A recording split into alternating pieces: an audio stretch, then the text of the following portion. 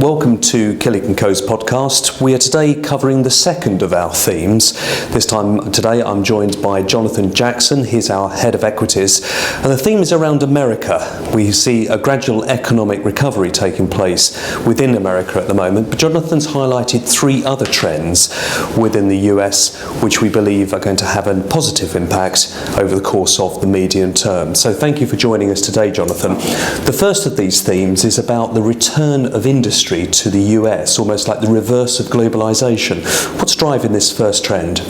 Well, I think if you look back 3 or 4 decades, the trend started because American and European companies were looking to lower their wage bills, and so they outsourced manufacturing and services to countries where wage bills were cheaper.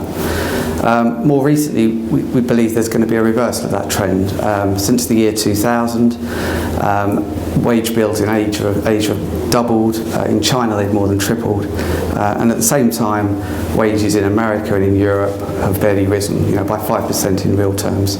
So that wage gap has narrowed. In addition, energy costs in the US have fallen, and that's because of the revolution in shale gas. So because of new technology, shale, oil and gas can now be found in places where it couldn't be found before and extracted productively.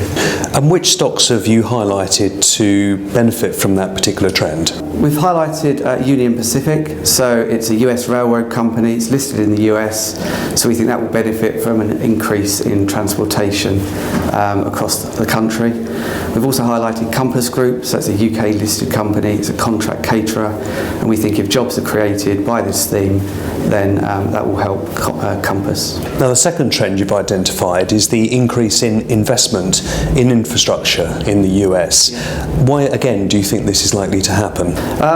By infrastructure, we mean things like railroads, airports, the internet.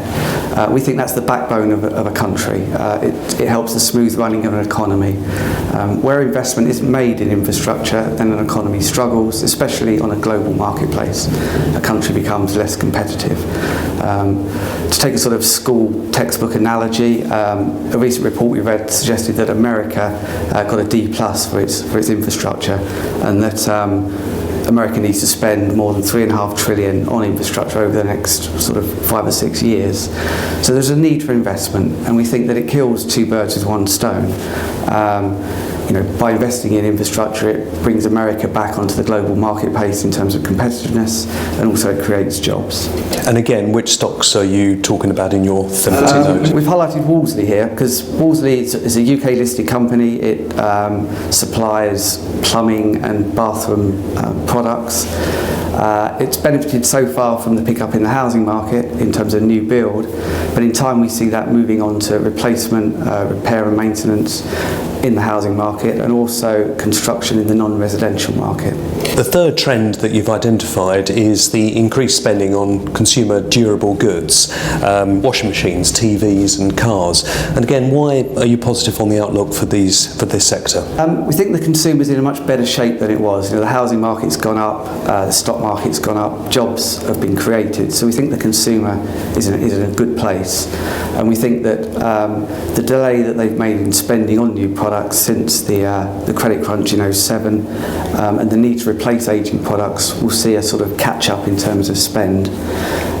It's interesting, aging products, a report recently suggested that about 4.5 years is the average age of a consumer durable product. That's the highest since 1962. So there's a need to replace. And again, which stocks are we looking at? Whirlpool is one that we've highlighted. They're a big manufacturer of durable goods. They also highlight that one of the reasons why you might replace aging durable goods is economic reasons. They suggest that a washing machine that you buy today compared to one that you would have bought in 2000 is 70% more efficient and can save the consumer more than $100 a year. So we think they're well placed to benefit from this theme. Super. Well, thank you, Jonathan. As I say, this is the second in our series of thematic notes. We are concentrating on the recovering situation in the US, highlighting three trends, and do look at our research note. Thank you.